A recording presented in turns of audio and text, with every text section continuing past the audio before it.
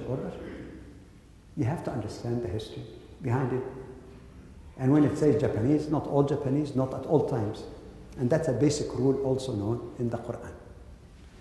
Take these three basic rules, and I'm leaving many others that reinforce it. And let's ask ourselves.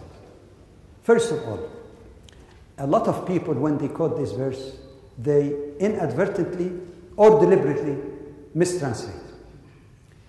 Because they say, kill the non-believers. Remember that? For example, in Florida, somebody put a sign on his church, Islam is of the devil, and he misquoted that verse. It says, without any context, kill the non-believers. And non-believers means Jews, Christians, everybody. I say, oh yeah, that explains 9/11, 7/7, 7/11, all this kind of thing. Everybody would say, because the Quran says, any person, by virtue of being non-believer, deserves to be killed.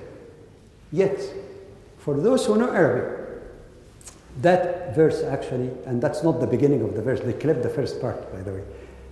It says, al-mushrikeen, kill al-mushrikeen. Al-mushrikeen in Arabic can actually be translated more accurately as idolatrous people. And nowhere in the Quran, nowhere was the title, not the verb, the title mushrikeen ever been used to refer to Jews and Christians. You tell me one. And that's another million, as a title.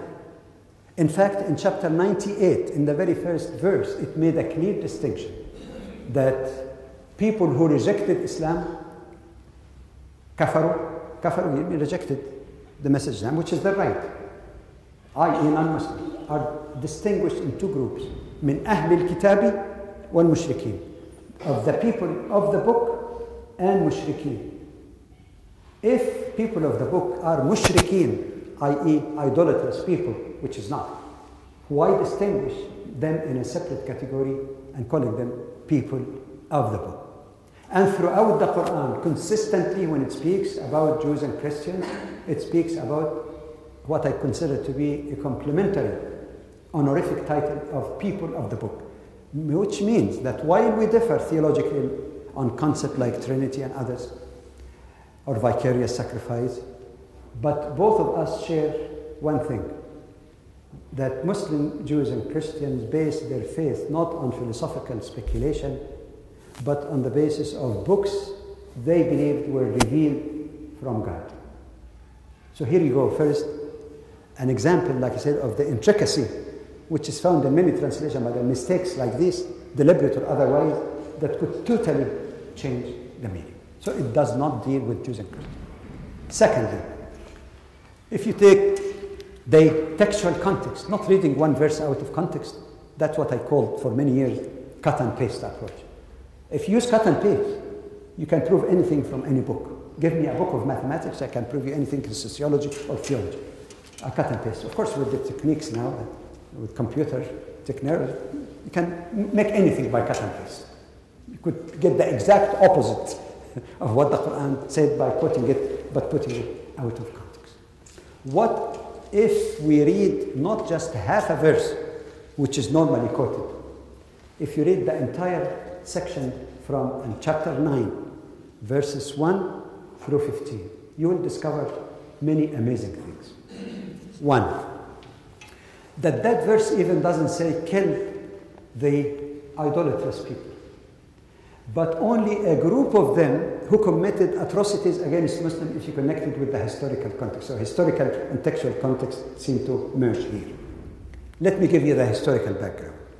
There were more than one occasion that the Prophet Muhammad, peace be upon him, in his pursuit of peace, made treaties with the idolatrous Arabs. They broke it. And they committed what we can easily classify today as war crimes. If a country has a peace treaty with the other country, non-aggression treaty, and one side scrupulously abide by the treaty, and then the other side comes to people who presumed that there is peace treaty, so we don't have to, we lower our guard a little bit, and slaughter people cold-bloodedly, contrary to that treaty. Can that qualify as a war crime? Actually, deliberate killing of civilians who are not fighting is a war crime. But here is even with a treaty that makes it even a worse type of war crime. That is precisely what happened.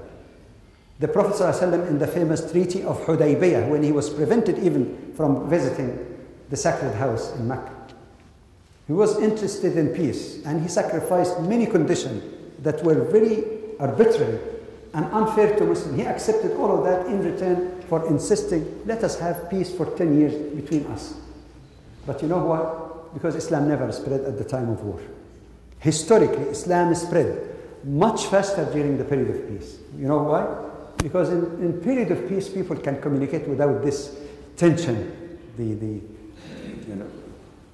parochialism of the time of war. So they're willing more to listen to one another, they're relaxed. It's a period of peace. And Islam is spread by the strength of its message, not by the sword, as some people believe. They both agreed to that treaty. And the conditions, like I say, were humiliating even to Muslims in some respect. But he accepted that. Yet, a year and a half in the 10-year treaty, they commit this war crime. They come and attack some Muslims sitting there at night, chatting in the soft light of the moon, and slaughter them. That's a war crime. It is those people that are addressed in that verse. Further evidence from the text itself, textual evidence, that the verses also from 1 to 14 make exemptions from 1 to 14 in chapter 9. Then it gave also the reason or rationale for fighting. Because they're unbelievers? No. Because they're idolaters? No. Because they are aggressors. Because it says, لا يرقبون في مؤمن إلا ولا ذمة. They never observed in their treating of Muslims kinship or covenant. Dhimma means covenant, i.e. an allusion to the treaty that they broke. So breaking the treaty, not because they are idolaters. And then finally there is another text. وَهُمْ بَدَأُوكُمْ أَوَّلَ مَرَّةٍ. It says, and they were the ones who started, meaning aggression against you in the first place, which means it is a legitimate self-defense after aggression has already been done. So to conclude then, based on language, it is limited to idolatrous herbs. Based on the textual context, it is not all idolatrous herbs, it is only those, according to the Quran, who betrayed their treaty and committed aggression against Muslims. And third, the historical context supports the notion that this is limited only to those who committed those atrocities. I'm sorry that you might have lost it. No, I'm not going to let you off that easily. Okay. Okay, that verse you explained that it's, the context plays a big role. However, there are many other verses that appear again to be general and unqualified. And anyone reading this verse without seeing the context, I agree with you, the context seems to be very essential in understanding this. Without reading the context, it does seem possible that, and the mistranslations and all that. But there are other verses that, again, may be general and unqualified. How do you deal with that? Aren't they doing the same thing? Yes, there are other verses. Because Muslims were engaged in a struggle for survival. And the attacks were not only one attack. The occasion is not only one occasion like breaking the Treaty of Hudaybiyah. There were several encounters. In all cases, they were the ones who were attacked. They were the ones who were being subjugated. Now, if we understand the historical context, and that's what I said, you have to get the, it looks general. It looks general. But one cannot understand something without the background of it. I mean, that's a rule of hermeneutics and biblical studies as well. And if you analyze all of the verses that came in this context, they all basically relate to a historical event. When it says, whenever you meet the unbelievers or the rejectors of faith, strike their heads. You find that the ayah itself, the surah itself, the chapter in which it appears, is called Ayat al-Qital, the verse about fighting. And fighting has already been clarified, which means in legitimate fighting, in self-defense, what can you do? You have to defend yourself. So all of the verses, if you look at the historical context. But the problem, of course, is that most of the translations of the Quran would not give you that historical context. Even those that might have commentaries, it is not something in-depth. It's just for the general reader, to give basic information to understand the verses. But like we said earlier also in the afternoon in one comment, that there is a difference between understanding the broad message of Islam. Anyone can easily understand it without all these tools. But when someone makes a very serious charge that the Quran is the root of all violence and the Quran incites Muslims to commit violence, then this is a legal interpretation issue that one cannot say, yeah, but the translation of the Quran did not say. But the Quranic Arabic doesn't say, but it is the duty of a scholar to find out not only the historical context, but let me give you an example of textual context that destroy all those interpretations or misinterpretations that Islam encourages violence. And the reference to that is chapter 60, verse 8. Chapter 60, verse 8. Actually, discerning scholar regard that as the default